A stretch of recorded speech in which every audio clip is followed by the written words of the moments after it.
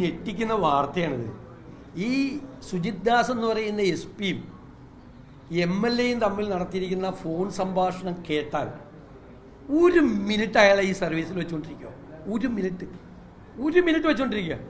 അയാൾ 3 SP മാർക്കെതിരെയാണ് അസംബന്ധം പറഞ്ഞിരിക്കുന്നത്. Malappuram, Palakkad, Thrissur SP മാർക്കെതിരായി വേറൊരു SP പറഞ്ഞിരിക്കുക. ഇത് പോലീസ് ഫോഴ്സ് അല്ലേ, ഹൈറാർക്കിയുള്ള സംവിധാനമല്ലേ?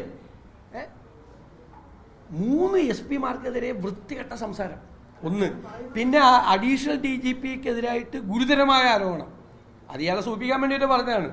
ഗുരുതരമായ ആരോപണം, അഴിമതി ആരോപണം. അയാളുടെ അളിയന്മാരെ കുറിച്ച് വരെ, ഭാര്യ സഹോദരന്മാരെ കുറിച്ച് വരെ അഴിമതി ആരോപണം.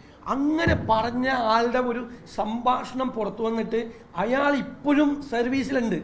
മാത്രമല്ല അയാളുടെ ആ കേസ് അയാളെ സഹായിക്കാൻ ഇപ്പോൾ പോലീസ് പോയിരിക്കുകയാണ്. അയാളുടെ കാലത്തല്ല, വേറെ SP കാലത്താണ് മരം മുറിച്ചെന്ന് പറയിപ്പിക്കാൻ വേണ്ടിയിട്ട്, കള്ളസാക്ഷി പറയിപ്പിക്കാൻ വേണ്ടിയിട്ട്. അപ്പോൾ ഇപ്പോഴും നടക്കുന്നത് എന്താ? നിങ്ങളെല്ലാം വിചാരിച്ചിരിക്കുന്നത്, നാട്ടുകാർ വിചാരിച്ചിരിക്കുന്നത് അന്വേഷണം നടക്കാമെന്നാണ്.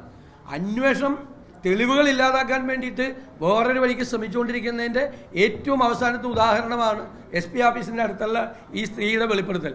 ഇന്നലെ മുഖ്യമന്ത്രിയെയും ഇന്ന് CPM സെക്രട്ടറി ഗോവിന്ദ മാഷയെയും കണ്ടതിന് ശേഷം അൻവർ ഏതാണ്ട് പൂർണ്ണമായി പിൻവാങ്ങിയിരിക്കുകയാണ്. മുഖ്യമന്ത്രി അൻവർ ഉയർത്തുന്ന വാദങ്ങൾ അംഗീകരിച്ച് പരിശോധിക്കാം എന്നായിരിക്കുമോ കൊടുത്ത ഉറപ്പ്?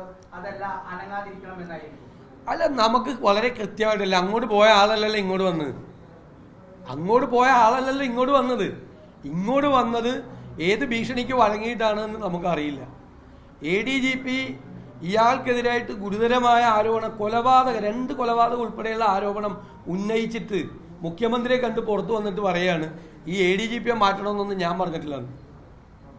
എന്നാൽ പിന്നെ ഒരു 2 മാലയിട്ട് പോയിരുന്നില്ലേ? ഒന്ന് ശശിയുടെ കഴുത്തിൽ വിട്ട്, ഒന്ന് ADGPയുടെ കഴുത്തിൽ വിട്ട്, അങ്ങ് ഇത്രയും വലിയ കാര്യങ്ങൾ ചെയ്തതാണെന്ന് പറഞ്ഞിട്ട് പോരായിരുന്നില്ലേ?